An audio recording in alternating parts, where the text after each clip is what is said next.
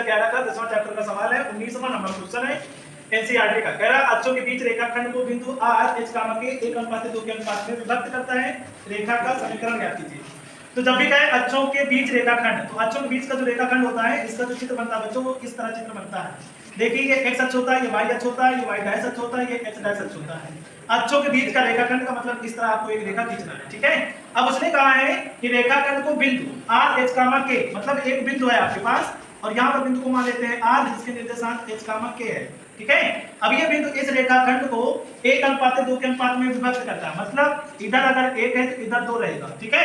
उसके बाद कह रहा है विभक्त करता है, रेखा का समीकरण ज्ञात कीजिए। तो इस रेखा का समीकरण ज्ञात करना है। तो ये रेखा का जो नाम है वो नाम दे देते हैं, इसका नाम ए है और इसका नाम बी है, ठीक है। अब इस बिंदु के जो निर्देशांक है वो बिंदु के निर्देशांक मान लेते हैं 0, बी और इस बिंदु के निर्देशांक मान लेते हैं a, 0।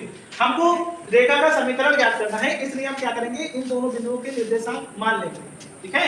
अब देखो रेखा का समीकरण निकालने के लिए सबसे पहले हम यहाँ पर देखेंगे कि जो m1 है, m1 हम मान लेंगे 2 को और m2 मान लेंगे किसको, 1 को, ठीक है। तो इसमें क्या करेंगे, अंतःविभाजन का सूत्र लगाएंगे। तो यहाँ पर लिख सकते हैं अंतःविभाजन सूत्र से। तो अंतःविभाजन का सूत्र होता है कैपिटल X बराबर m1 x2 plus m2 x1 अपान में m1 प्लस m2। अब कैपिटल X क्या होता है, तो कैपिटल X का मतलब होता है ये बीच के निर्देशांक, तो कैपिटल X की जगह पर h लिखेंगे। m1 हमारे पास 2 है, x2 हमारे पास इसको बनाएंगे x2 a है, m2 हमारे पास 1 बनेगा, x1 हमारे पास ये बन जाएगा 0 और अपान में लिखेंगे 1 प्लस 2, h लिखा रहने देंगे, इनका आपस में गुणा करेंगे 2a बनेगा, अपान में 3 आ जाएगा, 3 के इसमें गुणा कर देंगे तो बन जाएगा 2a बराबर 3h, ठीक है। और a बराबर आ जाएगा 3h अपान में 2। ये a बिंदु के निर्देशांक निकल आए। इसी तरह अभी हम y बराबर सूत्र लगाएंगे, तो y बराबर m1 y2 plus m2 y1 अपान में लिखेंगे m1 प्लस m2। y हमारा निर्देशांक ये बनेगा k, तो यहाँ पर लिख देंगे k, m1 हमारे पास 2 है, y2 हमारा जो बनेगा वो ये बनेगा 0 और प्लस m2 हमारे पास 1 है, अब y1 जो बनेगा वो बनेगा b, यहाँ पर b लिख देंगे, बटे में लिखेंगे 1 प्लस 2, तो k बराबर ये तो 0 हो गया, ये b आ गया 3 हो गया, 3 के इसमें गुणा कर देंगे तो b बराबर आ जाएगा 3k। अब हमें इन दोनों बिंदुओं के निर्देशांक पता हो गए हैं, तो ए बी रेखा का समीकरण निकाल देंगे। यहाँ पर लिखेंगे ए बी रेखा का समीकरण।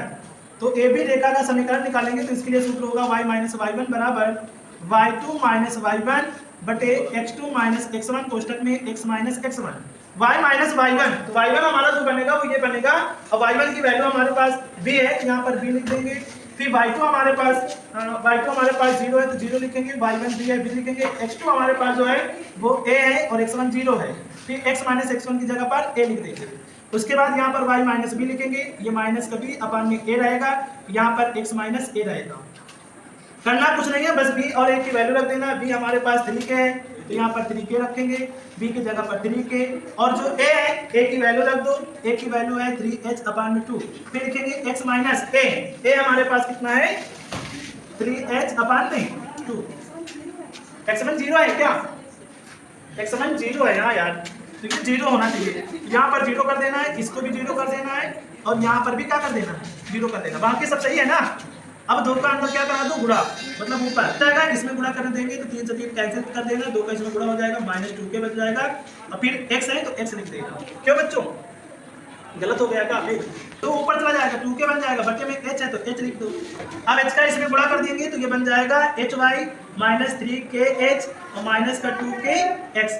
अब 2k इधर आएंगे तो प्लस से आएगा, इसको उधर भेज देंगे तो 2kx लिख दो, ये इधर आया प्लस से और प्लस का hy और ये उधर जाएगा 3kh।